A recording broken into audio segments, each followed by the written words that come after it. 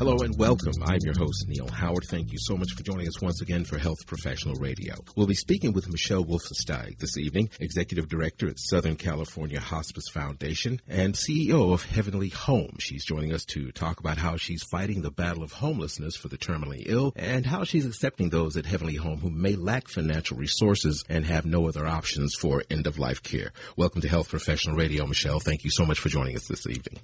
Thank you so much for having me. I'm excited to be here. Tell us a bit about yourself and what Southern California Hospice Foundation does.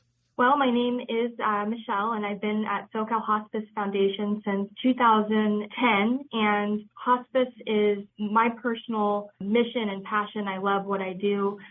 Here at the SoCal Hospice Foundation, we've been around since 2002, and we work to promote palliative care and hospice awareness for terminally ill children and adults, helping to ease the transition at the end of life with comfort and dignity for all. Our mission really is to deliver a breadth of resources for patients, families, and caregivers who are confronting the final stages of life. And we accomplish this every day through the support of our donors and our commitment to patient advocacy. It's my understanding that your connection is quite personal with the foundation. You had a couple of strokes, actually, before the age of 30. How did that change your view on hospice care and dying? Yes, and that's really my personal connection and my personal reason for being so passionate about hospice.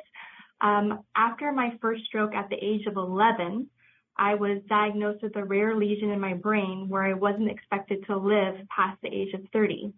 And so growing up knowing this, knowing that I had a limited life expectancy, really caused me to look outside of myself and think about how it can make a difference in other people's lives.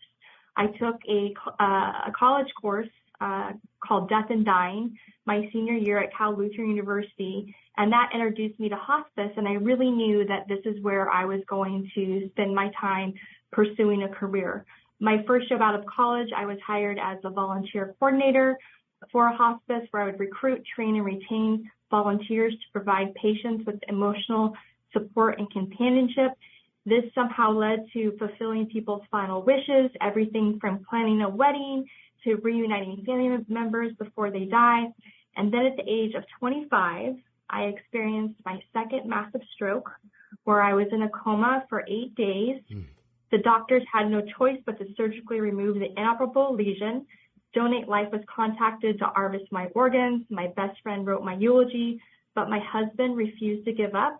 And after having a beautiful near-death experience where I was surrounded by light and love and prayers, I knew that I was brought back to the land of the living so that I could continue serving the dying. And so I've done just that very passionately since I woke up from my coma in 2008. After that, you joined Southern California Hospice Foundation as an executive director back in 2010. Yes. You've told us quite a bit about the foundation's purpose and mission. Can you expand on that a bit? Are there different programs? Is it an all-inclusive thing? Do you cater specifically to each individual based on their situation? Yes. We are not a hospice provider. We work with patients that have any kind of need that reaches beyond the scope of what the hospice benefit will cover. So we help with needs like food, transportation, final wishes, payment of utility bill, and now with the Heavenly Home, housing and caregiving. And the Heavenly Home is an end-of-life care home that we recently opened, and it is just incredible. We was opened in February of this year. It's a live-in residential care facility that allows terminally ill residents to end their life's journey in a comfortable home-like setting. We have patient rooms designed to meet the physical, emotional, and spiritual needs of its residents that include outdoor patio access with 42-inch wide doors, allowing for a resident's hospital bed to be moved outside for some sunshine therapy. And we also have a kitchen, dining room, garden that allows families to go outside and have a much-needed break.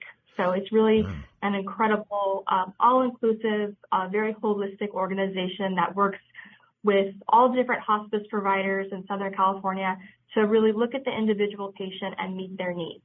Sounds like an extremely unique organization. When you think of hospice, you don't think of anything like that. Are there other things that set it apart from other hospices that are trying to do similar services? Well, I think what makes us unique from other hospices that might have a foundation affiliated with it is we're a nonprofit, and a lot of hospices are for-profit. And through that, we're able to do a lot of fundraising. And unlike other hospice providers, because we are a nonprofit, we work with all different hospice providers. So especially in our Heavenly Home, we're a 6-bed residential care facility, and we have 6 different hospice patients from 6 different hospice providers.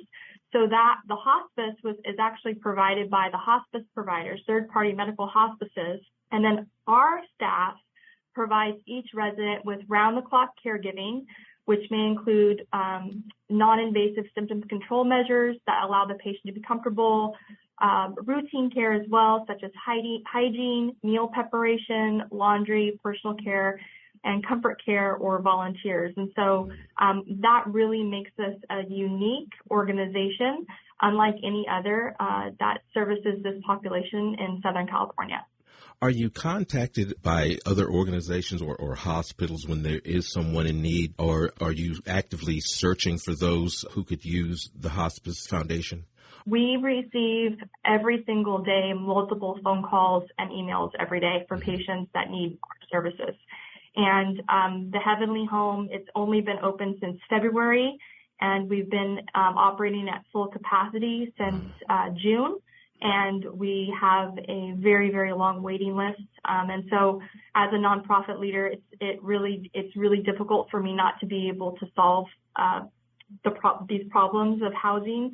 I call it the hidden housing crisis, because when people think of people that are in need of a home, they think of homeless people on the side of the street or people in tents. But this is what I call the hidden housing crisis, because it's something that can't be seen driving down the streets. Yet one of the biggest problems that hospitals face is discharging a patient that has nowhere to go, because maybe nursing homes are full, maybe they don't have adequate caregiving support at home, maybe they don't have a home to go to. And legally, the hospitals can't discharge the patients to the streets. And so really, discharge, especially for our elderly population, is becoming a huge problem because all of the beds are full. What's next for the Southern California Hospice Foundation? We're always fundraising, and, we believe that philanthropy, the Heavenly Home, has been a labor of love that exists purely because we've received so many beautiful and generous donations from our community. And so on November 1st, we'll be having an event called Dolled Up to raise money for the Heavenly Home. We're going to have our keynote speaker, Lydia McLaughlin of the Orange County Housewives, who recently cared for her mother that was diagnosed with cancer. But more importantly, we'll be celebrating the 104th birthday of one of our Heavenly Home residents, demonstrating that hospice can be much more about living than it is about dying. So people can go to our website, SoCalHospiceFoundation.org, and register or learn more about the event. I appreciate you joining us here on Health Professional Radio. I'm hoping that you'll come back. Oh, I'd love to. Thank you so much. You've been listening to Health Professional Radio. I'm your host, Neil Howard. Audio copies of this program are available at healthprofessionalradio.com.au, also at Anchor, Spotify, and be sure and subscribe to our YouTube channel at youtube.com/Health Professional Radio.